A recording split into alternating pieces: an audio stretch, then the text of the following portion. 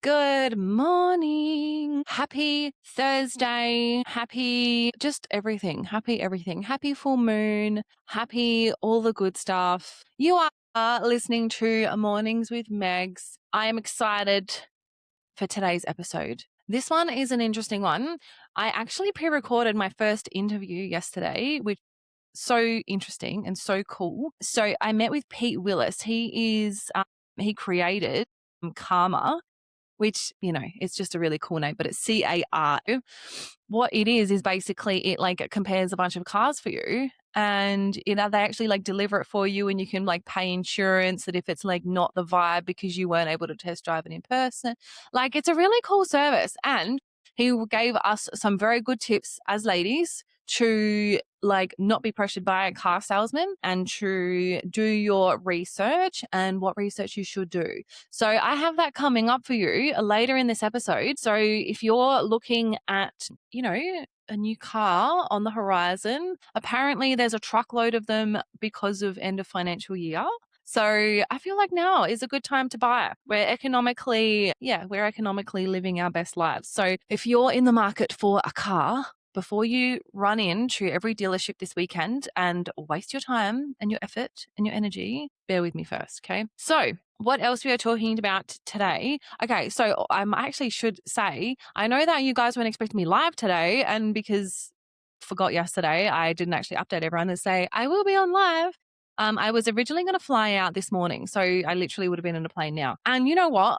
The universe, dead set, always has my back, okay? And I am just convinced. I mean, not that I needed convincing, but it just continually shows me how and why and, when and whatever. So I was meant to fly out at 6:30 this morning, but I decided to fly out later because I wanted to kind of get some stuff done this morning. And it was 6 of one, half a dozen of the other. So, and full disclosure, this packing situation for this long trip is really stressing me out. So anyway, it's absolutely hammering at the moment. The weather is awful. So I can almost guarantee that my flight would have been delayed anyway, which would have put off my whole day.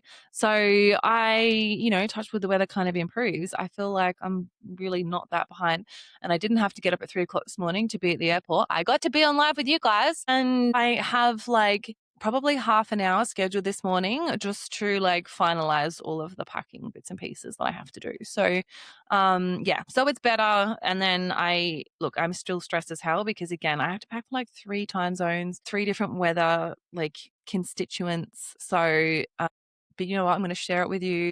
You're going to give me all of the packing vibes, and I'm still waiting for my packing fairy godmother to come into my life and tell me all the things. Okay. So what else I have for you this morning is, now I feel like this is going to anger some of my gals, but just bear with me. Men are quietly opting out of dating. Okay. And I don't mean that they're all turning F-boys. Okay. I have other information for you about that. We've been doing it for the longest time because, whatever. The other thing I want to talk about as well, and it is just so crazily timely that I'm talking about this today. Again, I prepped my episode for this last night and then just wanted to check in and just make sure this morning it's still relevant. And it is even it's 6:30 in the morning, right? And I've already had 2 instances where 2 of these topics are unbelievably timely. So let's talk about the friendship recession. And I want to really kind of dive into what people are saying. And this is not even just about loneliness. This is just about, I think, life gets busy, shit happens, and I like to use that as an excuse for the reason why we don't keep in contact with people on a regular basis and things like that. But yeah, I think we can probably if we looked inward and really kind of called ourselves on it, I really feel like we know that we could definitely do better. And then finally, I have for you the loud budgeting. So obviously this week has been a lot about money, because I am out here trying to educate myself and at the same time educate you listeners, because, we all deserve to have the most amount of money in our pockets ever. And we deserve to have the most amount of financial literacy and the best energy when it comes to money. Okay. So I'm going to be talking through this trend because I think it is amazing. If you look at 10 years ago, when the definition of rich in like according to society or according to like whatever, was what car you drove, what house you had, what watch you had on, what clothes you wore, all of these things. Okay. So I feel like we've really kind of done a 180, which in the best way possible, because like truly, who wants to do that? And then I'm going to play you my interview with Pete. Like I said, he just gave so many good tips in this one. So if a new car is on your vision board or your wish list or on your to-do list for the coming months, have a listen to that, because he gave us some really, really good advice. And I think and this is very stereotypical, like this is generalizing at its finest, but I feel like we've kind of all had that car experience, like car salesman experience. And whilst I think that's changing, yeah, I mean, it's obviously changing. Like it's getting better, I feel like. I mean, it has to be, right? But yeah, I just feel like it's still, we go in with not enough education. And like you'll hear in the interview, like my dad, if I go and say like that I'm going to look at cars, he will insist on coming with me. Now I'm 37 years old. And the reason is because he knows that I'm going to get excited and that I'm going to literally like have blinders on when it comes to things that may be questionable with the car and may be, something that I really should be taking into account and things like that. So it's like having a dad talk to you or a man talk to you in non-mansplaining ways, giving you the insider word so that we can take on the car salesman. What I will say is car salespeople that are investing in their social media content, I am so here for. I've seen so many dealerships like have real fun trending TikToks and reels and stuff. And this is the stuff that makes us really see the human behind the brand, behind the business, behind the whatever. So keep that up, guys. We love it. We love it. Okay. Let's talk about the first thing on our to chat about list. Men are quietly opting out of dating. Okay. Like I said, hear me out. So there's a post going around accusing single men of pretending to be happy alone. Millions of views because it's stung on both sides. So here's the spicy question. Are men and women actually incompatible now, or have we just started outsourcing our self-worth and calling it standards? Juicy, juicy, juicy. Okay, so a viral wave of men are opting out content. So one post accusing single men of faking their contentment pulled millions of views. Parts of the manosphere reframe checking out of dating as peace. So what is potentially being disguised as like self-preservation is maybe literally just that. It's a bit of a disguise. So we also are, this one I will actually happily talk into because I feel like I am in the best situation to talk about it. So we're calling it provider discourse. Okay. And you may already know what I'm talking about here. Okay, so men equals providers, women equals supported. It is pressuring both sides into rigid roles regardless of real circumstances. I love, love, love, love the era of women coming through that are the breadwinners, that are earning the money, that are self-sufficient, that are all of these things. And I don't come at it from a gender bias perspective of like, you shouldn't rely on a man. You should, like, whatever. You do what you want to do as long as it is what you want for your life. But previously, I feel like there would be quite a lot of relationships that would continue where women and men weren't particularly happy, but it was just easier to stay together because of finances. So I don't know about you, but I don't really want to be somebody's choice because it was just easier to stay with me. And I don't want to stay with someone because it seemed easier. Like you're giving up happiness for comfort, which as we know, okay, comfort can be a trap. So yeah, sometimes doing the hard thing is absolutely the best thing. And we already know this. We absolutely already know this. So the divide is real and gendered. So 41% wouldn't date across opposing political views as well. Like it is wild to me. And I guess because I couldn't care less about politics, I don't know. Like, yeah, I don't know that I need to know more than I do. I don't know if my life is going to be negatively detrimented in any sort of way because I choose not to follow along politics. Truly, politics makes me so sad because I'm like, these people are running our country. Like, yikes. And, what's his name? Albo is running our country at the moment. And I've always been a Labor voter purely because I'm pretty sure that's what my parents told me to do. And so I'm like, okay, cool. I'm voting for somebody because Labor are meant to be for the working people and the small businesses, which is me. And Liberals were always for like big corporates and stuff like that. But like, he's just an idiot. Anyway, unless it was like crazy left wing in terms of like they're happy to have campaign boards on their house and they actively talk outwardly about their political views. I just don't think it would be like bother me. And if somebody didn't want to date me because of like my lack of like F's given around politics, like that's a red flag for me anyway. But it is wild to me that that is a thing come up. And I thought this was a study out of the US, but this is like us Aussies. So wild. And finally, what people say they want cuts against the doom. So 64% say emotional honesty is what dating needs most. 60% want clearer communications of intentions. I mean, that should be no surprise to anybody. Because, like, how hard is it to just be honest? If it's like that movie, he's just not that into you. Okay. Like, we can handle it. If you're not into us, that is fine. We will survive, but don't drag us along, because it's like, it makes it worse for you. Like, it's so much worse. So, let's dive into it a little bit deeper. And I would love, I'm just making sure I can see comments because I'm not sure that I can. I just really want to make sure that I'm getting all of these because I feel like this is a super juicy episode that, unless you have a hate comment about me, then I'm absolutely not interested in what you have to say about me because I had my first hate comment yesterday and it really pissed me off. So I know that Mum in here. So Mum, can you please just comment just so that I know that I'm seeing the comments this morning? Okay, so here is my take on this. And again, this is my personal opinion. I have no judgment or no whatever. Like, I am truly of the thought process, you do you, boo.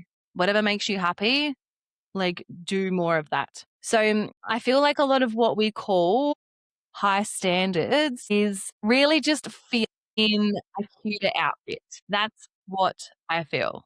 Okay. Love you, Mum. My comments are working. Okay, fabulous. Thank you. So it's easier to opt out and be like, nah, like, I just didn't like him, or like or to admit that we maybe, got rejected or whatever, because that hurts our egos. So it's easier to opt out than be seen and risk rejection. So we dress avoidance up as boundaries and call it self-worth. Obviously, we all have our protection mechanisms, and obviously, based on past events, you're going to need those because it's really important, but don't let it kind of taint your future or the potential for you to find those connections. If you're watching Love Island USA at the moment, you'll be like, connections, like she is dead ass in the thick of Love Island lingo, and it's true, I absolutely am. But it's true. Like, we've really got to find those connections with people. So real boundaries protect you, avoidance isolates you and slaps growth on it. And nobody wants to hear this. No partner can hand you a self-worth you refuse to build yourself. We know this. And it is the old saying of, if you don't love yourself, you can't love anybody else and nobody else can love you. And the more I learn about things and life and whatnot, it is absolutely true, because your self-worth is literally what you're projecting into the sphere and to the world, right? Your self-worth literally is going to determine the types of people that come into your life based off of your vibe. So if that is a little bit lower than we might like, okay, we need to do a little bit of work on that. So protecting my peace is a gorgeous phrase and sometimes completely true. We know that protecting our peace is very, very important because the vibes, right? We need to make sure that we've got the vibes we want. But sometimes the most sophisticated way we've ever invented to hide. Now I'm calling some people out here, and you're probably going to be triggered by this. I know, I was reading it and I was like, protecting my peace, like dating, absolutely not. Like I genuinely couldn't think of anything worse right now. Now, why I think this is hilarious and unbelievably topical for the time is because I had somebody, and I'm going to be super mindful and super high level here. So just in case, okay, I had literally somebody this morning. ask for one of my friends' numbers or her Snapchat, more importantly. Now, when I say that to you girls, tell me the first thing that comes into your head. He asked for her Snapchat. What does this mean? Okay, if you know, you know. Now, if you asked me for her number, different situation. Okay, but you asked me for her Snapchat. Secondly, I messaged her and I was like, hey, he thinks you're cute. He remembers you from when he met you 3 years ago. Like, he seems to be a good dude. What do you think? And she's like, yeah, he actually has my number. I offered it to him. He's been messaging me on Instagram. Why does he need my Snap? I already told him I don't have Snapchat. And I was like, okay, well, I just went out on a limb and look like an idiot now. And so I was like, bro, if you're gonna, get me to intro you to my friends, people that I care about in my life, at least give me the backstory. Like, she didn't say yes to your first advance. And so now you're like, let's find another way in. I'll message somebody I know that knows her and ask for her Snapchat, even though I've already got her number. Now, I could be overreaching here and baselessly accusing of something here, but I think I'm sort of on the money of things. So I think if we kind of look inward and be really honest that if we are setting standards or boundaries, now, she has like literally one of the healthiest boundaries like it's actually like Fort Knox. She is so sure of herself. And it's one thing I've always really admired about her is that she is happy to call men on their bullshit. And she may kind of go a little bit like, I mean, she's definitely more forward and more vocal than I could ever be, I think. And she's actually the most fun to be around. It's the funniest thing when you go out with her because she is drop dead gorgeous, right? She is absolutely stunning. She has a killer bod and she just has this personality that is just like sucks you in. So I love when I see her in her element and I love like I'm kind of like the ugly like friend that you talk to on the side with her and sort of like the way in or like, the mates want to go for the hot girl and I'm like the ugly friend on the side that they're like kind of bond with to, get in with the hot girl and stuff. And I am so fine with that. Like, please don't think that this is like I'm self-deprecating or being like, no, tell me that I'm pretty. That's absolutely not it.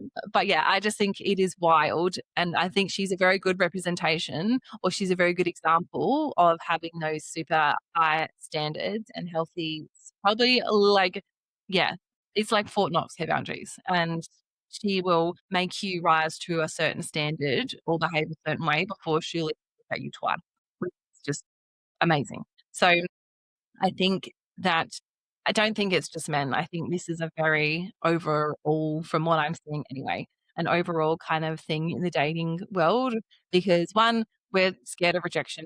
Two, putting time and effort when you have, and I actually was even talking about this. Oh my God, this is so weird. I was talking about dating apps with one of my clients yesterday, and we were talking about how he met his wife on a dating app. And he originally said, like, no, like, you're not it for me. And he was in London at the time. So he had, thousands of women in his DMs. And yeah, the thing that we agreed and connected on was the small talk part of things. So I'm the worst at not true. I'm great at small talk. I am happy to kind of scratch the surface with somebody I know I'm very rarely never going to see again.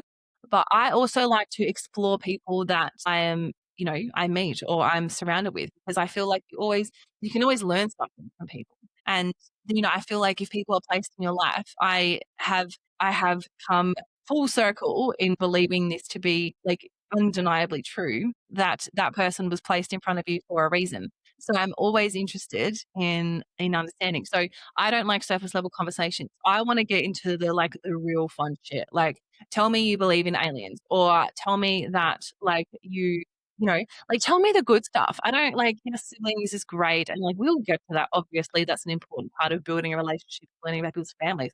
But like give me the goss. Like tell me the craziest thing you've done. Like tell me a charity that you really believe in and a cause you truly believe, like all of these things, because that is what is going to make you stand out from. And again, it's been a minute since I've been on any dating apps, but the hey, how's it going? Or hey, how are you? Or the copy and pasted, right? Because I know that some guys do this, copy and girls may do it too. I'm not just like man hating this morning. Some people literally have on their notes section like passages of text that they copy and paste into their dating apps because it's just easier and quicker. So because we've got such a selection in front of us, we feel like we don't have to work as hard. However, it's actually the opposite because we're spoiled for choice when it comes to somebody to have a conversation with, or if we're feeling lonely or a type of way, it's a very easy way to find someone to fill that void. But it's a whole other thing to actually invest time, energy, emotion, and all the things when you're not really sure how it's going to turn out yet. So just keep that in the back of your head. If you're dating at the moment, like I would love your stories too. And this is why I actually wanted to find some really good online dating stories. And I've got some coming up for you next week in the form of some interviews, because I just feel like when I read all of these things about how lonely we are in this life at the moment, when we've never been more connected, I would just love to be able to help in any way that I can bridge that gap. And if I can show you some really positive, true stories about, meeting your love of your life online, and now you've got married, had a kid, bought a house, like built a life together, and you never would have met that person otherwise. That gives us all something to look at and be like, wow, okay, cool. Like if that has happened for them, that can happen for me. It's all about evidence. It's all our brain needs. If you have any stories, send them my way. Okay. We need all of the positivity possible in this stage of like, you know. And what I will say now, I am a sucker for maths. I absolutely love maths. I will plan my life around watching it when it's on. And I think that's why I love Love Island as well, because it's like the dating drama, it's the whole thing. But it is literally just the drama that I think, and the mind numbingness, because I can literally like numb out from a busy day and just be like so focused on this. So I don't look at those shows because I know that they're produced and I know that they're scripted and the whole thing, and think like, oh my, they're found there forever. Okay, there are still obviously some of those couples that are married and together and all the things today, but I feel like in terms of entertainment, like we really look to shows like that to fill an entertainment void, as opposed to looking at that and being like, this is goals. So I can't wait. I know they're casting for next year. Yeah, Married at First Sight. So, the nosy Nelly in me is like dying to find out, what we've got coming up for season 2027, which is wild to say. Absolutely wild. Okay, next thing I want to talk about this morning, and it is in a similar vein to kind of the relationship angle. So we're going to forget dating for a second, and I would love to know if you truly sat and thought about it. When is the last time you made a genuinely new close friend as an adult? And a lot of us can't remember.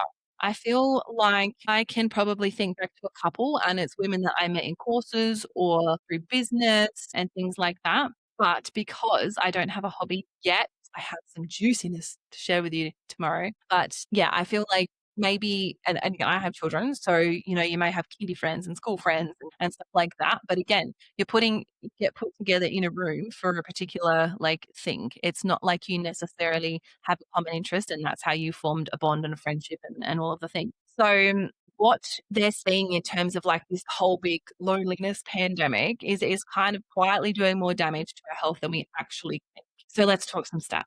I've become the stats queen, which I've always been the stats queen. I love me some good stats. So adults with zero close friends, and this has gone up one in 33 in 1990 to roughly 1 in 6 today.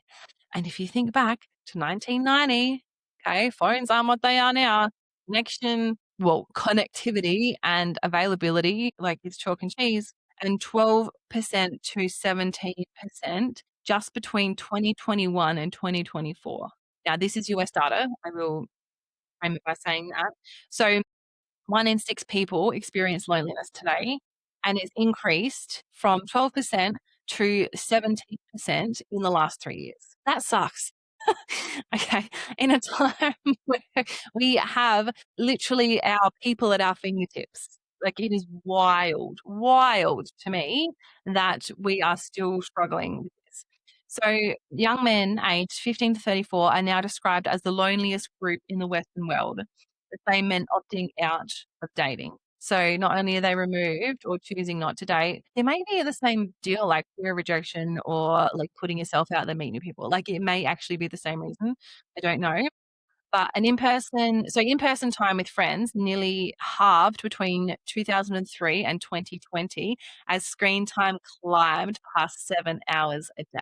So whilst we may be more connected and have more access to each other, we're not doing anything with that access. We are scrolling on TikTok and Instagram. So the stakes aren't soft either.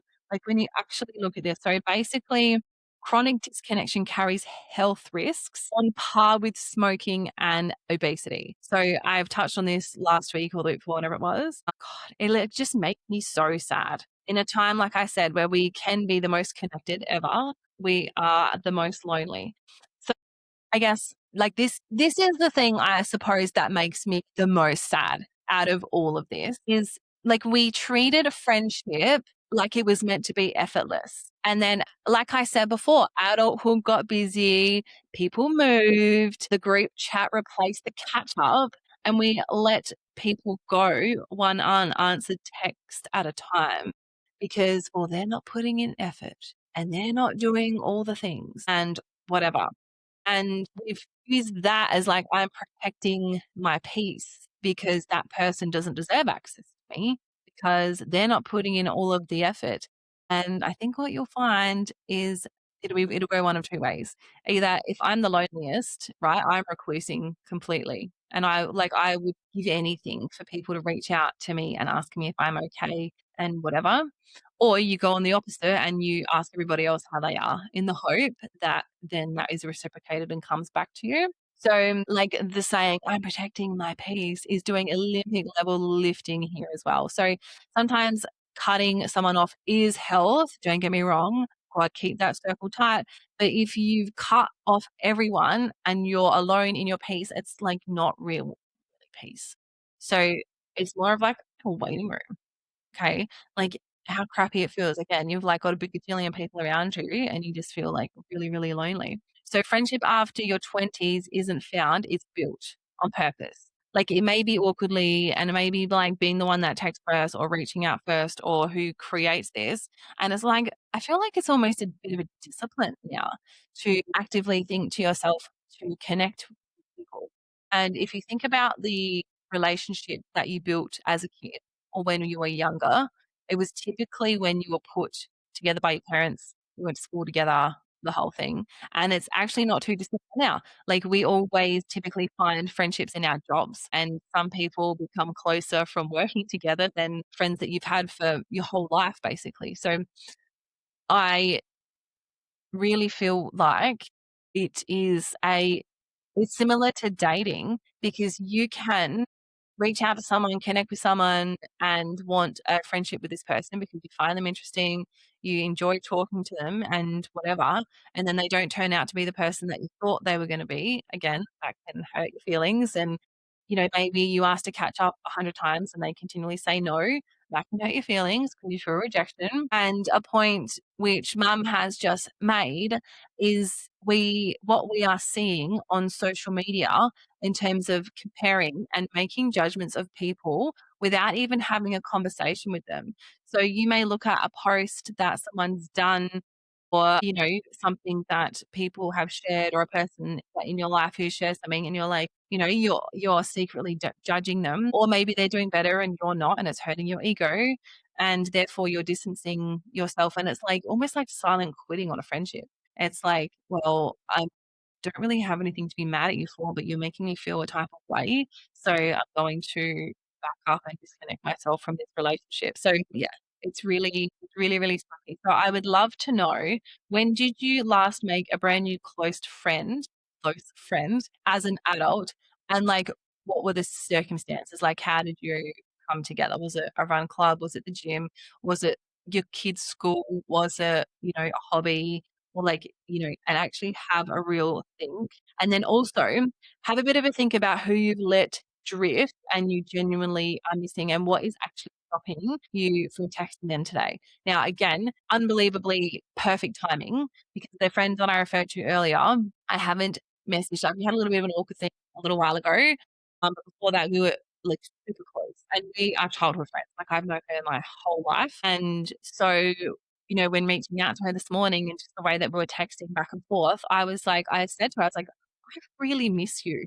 Like, I didn't reach out because I didn't love my behavior at the time and I didn't feel like I was a good friend. So my ego and my like guilt basically has stopped me from reaching out to her in the past 12, 18 months because I know that I wasn't the best friend for her, in the situation. And literally after we were messaging for like, even 10 minutes before I jumped on this now, and she's like, we've got to catch up. I need to know what's going on in your life. Like, I can't wait to tell you about, what I'm up to now. And it was almost like this weight just lifted off my shoulders. And I was like, I've made all this up in my head.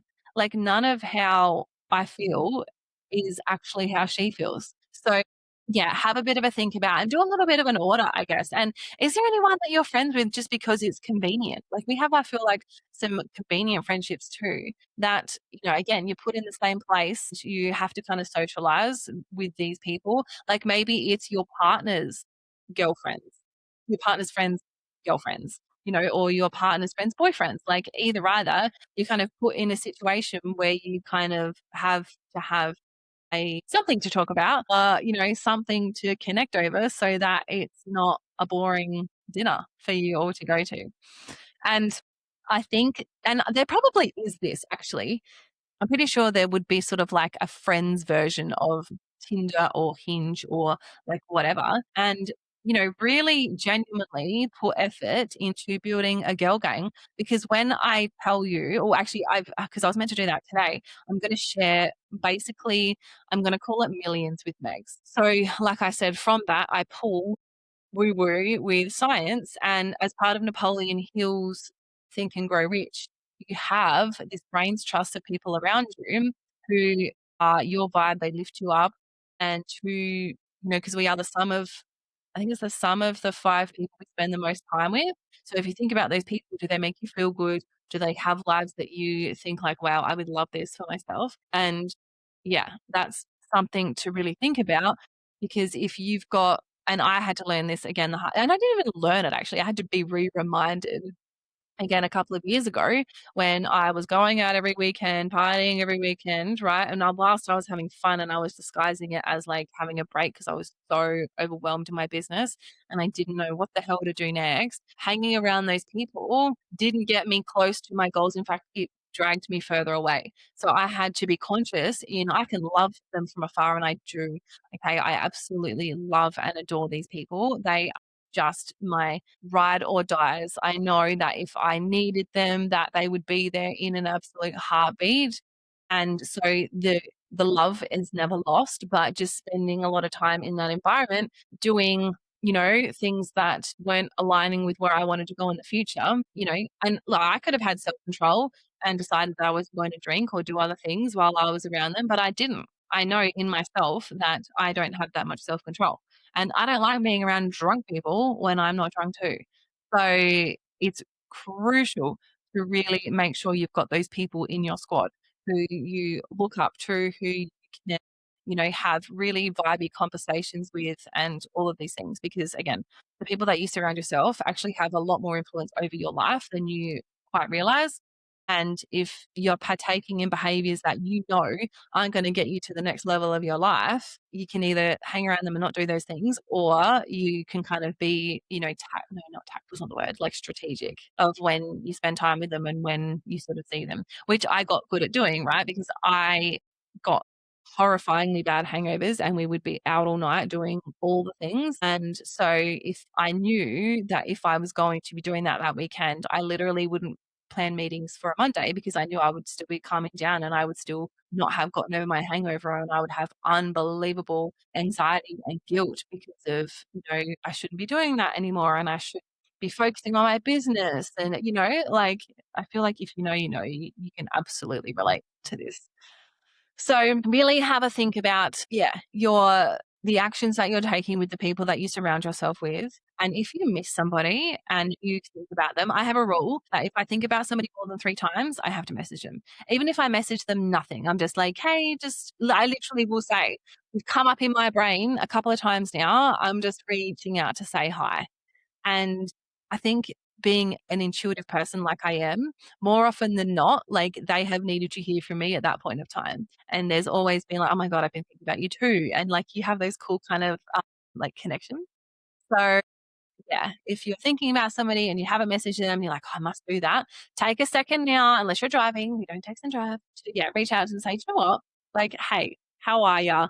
Been thinking about you. Hope all is well." You know, you just never know how it could, yeah, you never know what it could open up for you. So there we go. Okay. So what I'm going to do now is I'm going to play you my interview with people from Karma. And then I'm going to come back at the end because I think I may run over time if I don't play that now. So I'm going to play you Pete Willis from Karma's interview. You're going to love it. It's actually amazing. And then if I have time at the end, I'm going to come back and talk about loud budgeting because it kind of like works really well together. And then we will have a bit of a chat about it. If not, and I've got time to roll it into tomorrow, I will because I think it's a really important conversation and it's a really interesting thing and transition that we've kind of gone through as a society. So let me play you my interview with Pete, learn all of the car salesman tricks, and if you want to go and test drive a Porsche, a Mercedes, a Lambo or something this weekend, just to surround yourself with people who buy cars like that, it, but take Pete's advice first. Okay, if you're thinking about buying a used car, this next segment is perfect for you. So, with the end of financial year behind us, car yards are apparently about to be flooded with stock. And where there's stock, there's always sale tactics waiting to catch you out. And as someone who is a walking beacon of idiot, I feel like walking into a car dealership. I'm excited to get all the good stuff and the strategies next time I want to buy a new car. So my next guest has spent 30 years in the automotive industry and has quite literally seen every trick in the book. He's the director of buying at Carma, Carma. Beautiful. Love it. And his new decoding dealership support is basically a used car buying playbook. So red flags, green flags, and everything to help you avoid a bad buy. Pete Willis, welcome to Mornings with Megs. Thanks so much, Megs. Thanks for having us. No, I'm excited to talk to you about this. Like I said, I feel like I can walk into a dealership and they will look at me like she knows nothing. Let's go and talk to her and overwhelm her. Yeah, no, yeah, that's probably something that's been seen and felt by many people. So that's hence the reason for putting together this report to give people some advice, Yeah. and some clear guidance. Yeah, perfect. That's what we need. So let's talk a little bit. Do you know what? I kind of liken you. You're like the sort of like obviously we've got red flags and green flags when we talk about dating. You're like the car version of like a dating site. I love it. Absolutely. All right. So this was news to me. I didn't realize, and now I guess that, like we say, we chatted a little bit before we jumped on to record. So the market is about to be flooded with stock. So what does this actually mean for buyers walking into a car yard this weekend? Yeah, look, there's good and bad signs from that. You know, there's stock around, which means there's cars there for people and there's plenty to choose from. But also, you know, the point you made there earlier is there's probably going to be some urgency from dealers and some tactics where they are pushing their agenda and making sure that they get everything that they need when they've got overstock issues and things like that. The overstocking is really a normal part of, you know, the sales for end of financial year. There's been a lot of new cars that have come into the market, and the dealership's been trying to get delivered, so they can report those numbers. So it's not abnormal, but it's just something that everyone needs to be aware of, and that's good for buyers normally, that there's cars out there, and that means, you know, there's an opportunity for them to buy well. Okay, so let's dive a little bit deeper into that then. I guess, look, rightly or wrongly, or fairly or unfairly, we've kind of got a bit of a idea in our minds what a used car salesman, as they're probably referred to, kind of the approach that they can take. I'm sure it's changed these days. It's been a while since I've walked into a used car dealership for that exact reason, because I get very, very overwhelmed. And I'm more of like an internet buying kind of gal. And checking out your website is amazingly easy to use and it's very aesthetic as well. So for the girlies, that is definitely one for you. So let's talk about those red flags. So we're walking into a dealership this weekend. What are these tactics that we're seeing and what do we need to be looking out for? Look, there's many. You know, if you really start at the start, one of the things to really understand is what is the price. You know, there's negotiation, there's tactics there, and having real clear pricing, you know, at the point that you're going to commit to buy a car is really important. And that can be multiple things where we've seen administration costs that are put on at the end, registration surcharges and the like that are put on at the end. Once you've agreed to a price, you think that's the final number, and then there's a price that's at the other end, is the price that you've got to pay. So making sure that there's a clear price and there is clear pricing when you're looking to buy is probably one of the big pieces. But there's also many others. Fake urgency. Everyone's seen and felt urgency when you're going to buy anything. But when there's a sale involved, there always seems to be something that's more urgent about to happen around the corner. A deal that's only a good deal for today. All of those sorts of urgencies that are placed, and it really rushes a buyer that may be not ready to do something, to think that they've got to sort of make a commitment to something before they've understood the pricing and things like that. Probably the last one that I'd really like to sort of emphasize is quality and transparency. Having the time, having that clear, transparent pricing and clear, transparent transaction, everything from the documentation of service history through to understanding if there's finance or money owing against the car, are real open and honest pieces that a seller should be really giving to you, if they want to be clear and transparent. So those are probably the top three for me. Love it. So we've heard terms of like 29,990 drive away. And then also when I've been into dealerships, then we start talking about things like tinting or fabric protection and things like that. Let's talk about, so obviously you've just touched a little bit on I guess registration and things like that in terms of like the drive away, no more to pay kind of vibes. And then obviously you've got stamp duty and stuff on top of that. Okay. So I've always wanted to know from someone, when they offer you those extras in terms of like tinting and your paint protection and stuff, like, is it legit or is it just they get a cut and a very good commish for selling these things? Yeah, look, I think a lot of that, it's all termed as sort of an aftermarket offering, and quite often it's packaged up into a deal. And if someone's doing it at large volumes, maybe they're selling it to you at a great deal. But generally, it's offered as these package deals, and you get the window tint, the floor mats, and some paint and fabric protection that probably, if you went shopping to commercially see those, you could buy them better anyway. It really comes back to having a firm understanding of what the car that you're looking to buy and what are the things that are really important to you. If you're someone that really loves and dotes on your car, and paint protection might really be something that's valuable to you, or you're someone that you're going to use that car and you're going to use it fairly roughly, is it worth going and spending additional money on things? And fabric protection's great if you've maybe got small kids and animals and things like that. It could be a definite add for you, but if no one else is ever going to sit in the car with you, it's probably lost on you as well. Yeah, definitely. And something I just thought of while you were talking then as well is obviously when people are looking for cars, they've got a pretty good idea in their minds what they're looking for.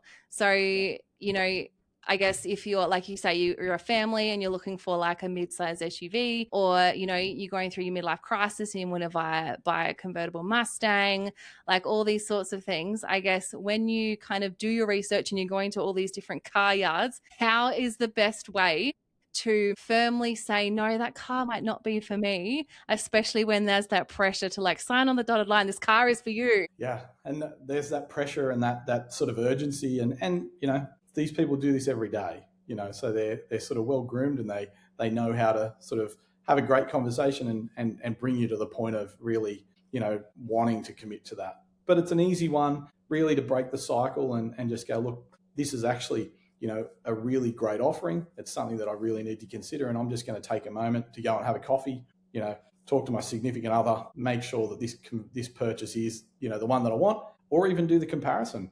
I'm not going to make a decision today. I'm going to make an informed one, and I'm going to make sure that I've reviewed, the 2 or 3 that are in the top 3 of my list. So it is difficult, especially when you've sort of got, you're already keen and you want to go and you've already, thought about the car parked in the driveway and where you're going in on the weekend. So that is often, an urgency that you've put on yourself. But again, just making that clear, decision to go, what, I'm going to review this. I'm going to make sure that I've compared it against at least 2 or 3 others. Yeah, that is absolutely me. I've literally driven it in my mind like 7 kilometers before I've even got a set of car keys in my hand. which is again why my dad is always like, you can never go car shopping on your own because you'll fall in love with something and then walk out with something completely like not what you need. You come home with a completely wrong car. Yeah, yeah. But it's funny because when I went to buy the car that I've got now, it was because it was quite a higher like purchase price and I was already stressed about the whole thing. And then it was like, we can do this for $500 extra and we can do this for like $2,000 extra. And in my head, I was like, shit, I have just spent a lot of money on this vehicle. And now I'm like, oh my God, are you going to judge me because I've already put myself in this bracket of luxury car buying and now she won't even, spot for the $500 whatever? Absolutely. But see, it's also good to sort of set that upper limit, to set that limit to go, this is the top price. I can't spend any more than this, and being firm with that. It's easier said than done. I'm completely aware of that, but it's definitely one of those points. Having a clear understanding of what you want to buy, and setting that clear upper limit. Yeah, gotcha. So let's talk about limits then. In terms of negotiations in your history, and I'm always fascinated by this as well because I'm like, well, this is the price you've advertised it at. You've told me if I sign on this dotted line right now, all of a sudden you can take like X amount of price off of it. When we're going into these car yards and having these price negotiations, how much wiggle room as a consumer do we actually have? Yeah. And I think the key point to remember here is if you're buying a really desirable car and a real high quality car, there's generally not a lot of movement. And the point around that is because it's a car that a lot of people are going to want to buy, the dealer will know that it's desirable, and they've probably already got multiple people inquiring on that car. So there's generally not a lot of movement. When you do find that there's a lot of movement, it's always a nerve-wracking piece because if a dealer is willing to advertise and then move a price by many thousands, maybe it was advertised too high to start with, or maybe there's something else that you're not really seeing. There's part of the picture that you haven't really seen. So it's definitely one of those points around those quality and transparency aspects where you're looking at a car and there's a deal on the table and the deal's much better than what the car's been offered at. That would be a big red flag for me, to come back and go, why is this car been offered at a price and now it's much less? But if you come back to the point I sort of made early, having your understanding of the car that you want, having done some research and knowing, roughly where those cars sit, all your cars should be, in a very tight circle. And then it's about, getting the best deal you can from there, but not skimping on the best car. Negotiations, fantastic. And if you can get things, always everyone wants to buy better, and with the way the cost of living is today, every dollar you can save is a dollar earned. So it's definitely a key, but making sure that you don't miss the best car, for the need to negotiate. Yeah, gotcha. So I guess in terms of the buyer behavior in the last 5 years, for example, and I know and this is just obviously what I heard about when COVID, when everyone was buying new cars because it was cheaper than used cars or something around that. Have you seen in the last few years in particular a change in buyer behavior in terms of comparing online versus going into car yards? So there's lots of change around that. We've seen enormous amount of change from the COVID years. There was a supply of new cars that was just very thin. So that put a lot of pressure on, and supply and demand is essentially, the key. It's the key to any sales. There was a low supply, which meant there was a still consistent demand, and that put huge pressure on the price of new cars, and the price of cars generally went up because of that. Over the last couple of years, you've now seen, that sort of really stabilize, and, the used car market is back to a very good value proposition for people, and that's great because it's always where it should be. But the comments around, and the thought around online buying and the online search, most people do a fair bit of work online. Most people have done, most of their digging and research online before they get out there, which is great to do because you've got all your ducks in a row. You know the cars you want to buy, the features they need to have, and then hopefully you can go and select the best out of those. Yeah, it's a lot easier, I suppose, especially if you're I'm based in South Australia, so driving from one end of my state to the other for car shopping, it's a hike. So it's a long way. Yeah, It I was is. actually in South Australia last weekend. So Oh, there you go. There you go. Well, it's, yeah, as you know, I can drive 2 hours and literally just to kind of reach the outer suburbs from one to the other. So it's, yeah, car fast. buying. But Yeah, it's the wild. point there is for everyone across, even if you're thinking about somewhere like Melbourne or Sydney, the spread of dealerships that might have the particular car you want, can be quite often hundreds of kilometres. So, to be able to do that work online and then sort of be able to select and shortlist the highly desirable or the best cars in your in your bucket, then it's a key. Yeah, and I guess that's a good point, right? Like you can go on any of these websites and including Carma to, pick it's your make and your model and that's what you want. And I guess location becomes a little bit less of a thing these days. Yeah, correct. Absolutely. You can do a lot of that research initially, which saves you a lot of time. Yes, absolutely. Okay, so talk to me a little bit more about the Decoding Dealerships report. If people go on and have a squizzy at that, what can we expect to see? Yeah, absolutely. Look, it's been put together by the experts at Carma, really to understand the differences. The red flags that you really, should be looking out for, but also the green flags you should be demanding. So touching on a couple of those green flags, you've got, some real keys. Reputation, and like we were just discussing, reputation you can sort of really understand online well now with Google reviews and online platforms for that. You can really get a good understanding for dealerships that are really into driving customer experience and making sure that they are transparent with their dealings.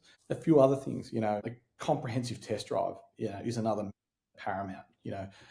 Maybe test driving the car for 5 minutes is great for some people, but that quick squiz around the block with the salesperson playing with the radio and telling you all about the fancy features of the car is probably not the best way to really understand if that car is a great car or if it's even going to suit you for your purpose. And probably the last one is the ability to have an independent inspection, and that's a huge key as well, to be able to ensure that someone else has had a look over that car and made sure that it is all the things it should be, and that you haven't missed or overseen something else in those checks that you've done yourself. So there's some of the good green flags, but as I say, it's more about really ensuring that buyers have got some confidence, but also having some understanding of some of the things that are important when they're going out to doing that. I mentioned it earlier about logbooks and service history.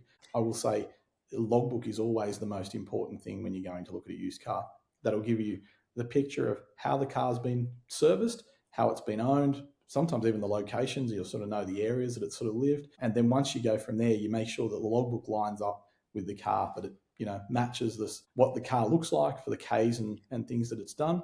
And then lastly, making sure, PPSR, finance, and that you've gone and actually checked those out yourself. You can do an independent check on the PPSR register. It costs you $2. It's a government website, and it'll tell you if the car's stolen or if there's any money owing. If you make sure you do those things, you put yourself in a good position to really understand what you're going to buy, and then hopefully set yourself up for a great purchase and a car that will serve you well. Yeah, I mean, that's true, right? And it's funny as you're saying, like the way the dealerships are attracting customers these days. Like I've seen some dealerships with the funniest TikTok accounts ever. And I'm like, I would buy from these people. These people seem like a vibe. Absolutely. It's fun, right? There's some quite entertaining things now, which is obviously, it's great to see, but if people are driving the right outcomes and driving the right transparency, and I'm all for it. Yeah, exactly. Okay, so we've touched on a bucket load of points here, but I just want to make sure, if for anybody that has decided that, yep, I'm ready for a new car or a used car, I suppose if they're walking to a dealership this weekend, just to wrap up the absolute non-negotiables that they need to insist before signing anything. Absolutely. Non-negotiable, as I said, logbooks, 100%. Make sure you've taken your time and that the dealer's afforded you the opportunity to really review them properly. Comprehensive test drive, making sure you get a quality test drive and a long test drive to make sure you get that right. Checking out the documentation and paperwork and ensuring your finance stolen, you do that check online, absolutely non-negotiable. You do those things and you set yourself up well for a quality purchase. And if there's anything in there that feels like it's too good to be true, or it feels like there's something quite off, that's the time to take a moment, pause, and really have a closer look and a more detailed look at things. Yeah, awesome. All right, where can people find more information about you and about Carma? Absolutely. Our website, carma.com.au. We have around 800 cars online at the moment. We've got 360 spin. They've got a full visual there. We've got an inspection and reconditioning process that's verified by the NRMA. We deliver the car to your door, and you get 7 days to test drive, and with a full money back guarantee. So take away all the pain and problems out of looking for your next car. And the website, as you said, is very slick and a nice place to sort of find your next new car. Definitely. We'll pop all of those links. Pete, thank you so much for joining us this morning. Thanks so much. Cheers, Megs. Fascinating, right? I don't know. I feel like it's the girl's guide to car buying. And guys, obviously we don't discriminate. Okay, that's the show. So I've got a reminder tomorrow. I've got my mum coming on board. So we're doing follow through Fridays so that we don't just say things. We actually, take actions to complete them and we're on track with them. I'm going to let you all know what I'm actually committing and sticking to. It's really cool as well. And yeah, mum's going to kind of let you all know how she's going to keep me accountable, what we're going to be doing, and all of the things. So have the most beautiful day. Tomorrow is Friday. I was like, shit, what day is it tomorrow? And I will be on live with mum tomorrow, same time, same place. Have the best day. Bye.